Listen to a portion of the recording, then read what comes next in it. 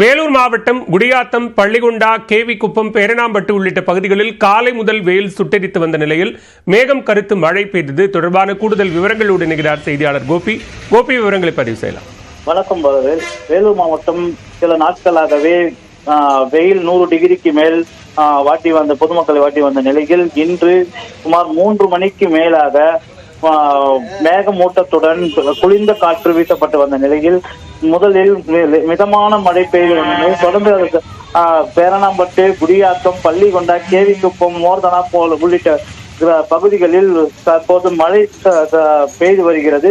இதனால் பள்ளி முடித்துவிட்டு செல்லும் மாணவர்கள் அனைவரும் மழையில் நினைத்தபடியாகவே சென்றனர். இது மட்டும் இல்லாமல் பொதுமக்கள் தற்போது வெயில் இருந்த நிலையில் எந்த ஒரு கொடையும் இல்லாமல் நினைத்தபடியே சென்று வருகின்றனர். இதனால் பொதுமக்களும் விவசாயிகளும் மகிழ்ச்சி அடைந்து உள்ளனர். பாலவேல், விவரங்களுக்கு நன்றி கோபி.